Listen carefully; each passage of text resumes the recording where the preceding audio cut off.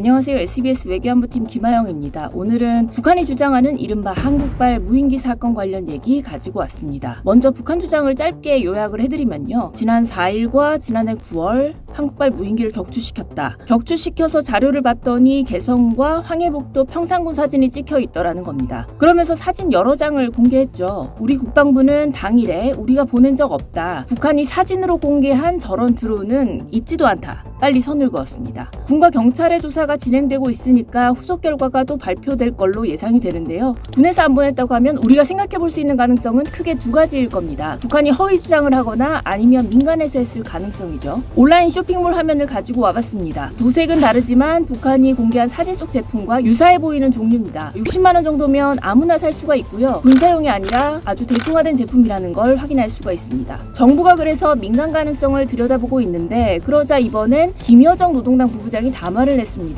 명백한 것은 한국발 무인기가 우리 국가의 영공을 침범하였다는 사실 그 자체이다. 무인기 실체에 대한 구체적인 설명은 반드시 있어야 할 것이다. 김여정이 담화를 낸 게 상당히 오랜만인데요. 김여정 요구는 이렇습니다. 첫 번째는 이른바 한국발 무인기 사건에 대해서 구체적인 설명이 반드시 있어야 된다는 겁니다. 한국 당국이 사태를 규명하고 결과를 상세하게 공개하라는 겁니다. 지난 정부 당시 무인기 사건을 언급하면서 현 정부 책임론도 제기하고 있는데 사실은 북한도 2022년에 서울로 무인기를 보내서 논란이 일었었죠. 김여정이 여러 원색적 비난을 했는데 뒤집어 보면 북한이라고 자유롭지 않은 겁니다. 김여정은 다음 스텝에 대해서도 자신들이 어떤 카드를 쓸 수 있는지 살짝 언급을 했습니다. 표현을 좀 가져와 보면요. 만약에 한국 당국이 민간단체 소행으로 소위 발뺌을 하려고 한다. 그러면서 민간단체 소행이니까 주권 침해가 아니다. 이렇게 나온다면 북한 영내에서 자기네 민간단체가 날리는 수많은 비핵물체를 목격하게 될 것이다. 이렇게 얘기했습니다.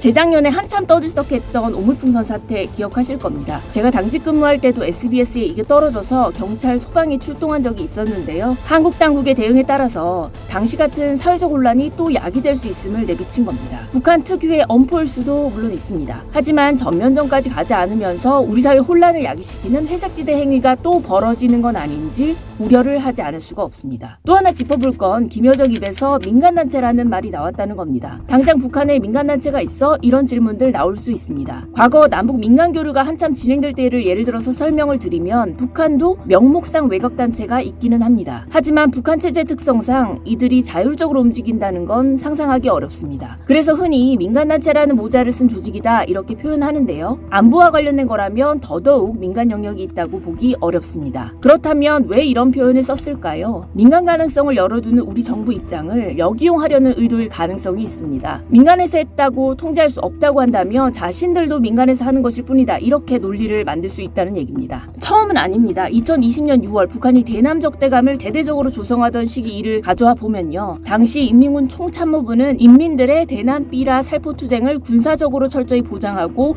안전대책을 세우겠다고 주장했습니다. 전단이 남쪽으로 날아간다고 해도 그 주체는 군이 아니라 민간이 될 거라고 주장한 거죠. 다만 북한도 지금 당장은 뭘 하겠다 이런 생각은 아닌 것 같습니다. 국방부가 북한을 자극할 생각이 없다고 입장을 발표한 것에 대해서는 다행이라고 했고 철저히 조사하겠다고 한 것에 유의하겠다고 했으니까 일종의 숨고르기라고도 볼 수 있겠습니다. 긴장을 고조시키는 것을 원치 않고 있고 오히려 북한 주민들에게 적대적 두 국가론의 충분한 명분을 제공하는 것을 주목적으로 하고 있다고 생각합니다. 북한은 이번 사건을 북한 주민들이 보는 노동신문 그리고 조선중앙TV를 통해서 담화 내용을 그대로 방송을 했습니다. 김정은이 2023년 말에 남북관계 근 80년에 대해서 종지부를 찍고 적대적인 두 국가 관계로 나아가겠다고 선언을 했잖아요. 김정은은 이후에 자신이 북한 헌법을 한번 보니까 영토, 영해, 영공에 대한 정의가 안 담겨 있더라. 주권 행사 영역을 법적으로 정확하게 하라면서 헌법 개정을 지시했습니다. 김정은 지시사항이라서 빠르게 공표되지 않을까 했는데 아직 헌법 개정의 구체적인 내용은 나오지 않고 있습니다. 내부 교양 사업이 어떻게 진행되고 있다 이런 소식도 크게 들리지는 않고 있는데요. 우리 민족끼리를 계속 주장하다가 갑자기 입장을 바꾸니까 주민들이 일부 혼란스러워한다는 반응이 대북 매체를 통해서 나오기도 했는데 그래서 북한도 속도를 약간 조절한 것 아니냐 이런 해석들이 있었거든요. 이번 사건은 북한이 그것 봐라 적대적인 두 국가 관계가 맞지 않느냐 내부적으로 이렇게 다시 강조하는 계기로 활용할 거라는 해석이 나옵니다. 김여정의 담화에는 신성 불가침 주권, 우리 국가의 영공, 남부 국경, 국경 초소 이런 표현들이 쓰이기도 했습니다. 북한이 조만간 최대 정치 행사인 당대회를 여는데 당규약, 헌법에 적대적 두 국가론을 어떤 식으로 제도화할지 지켜봐야 할 대목입니다.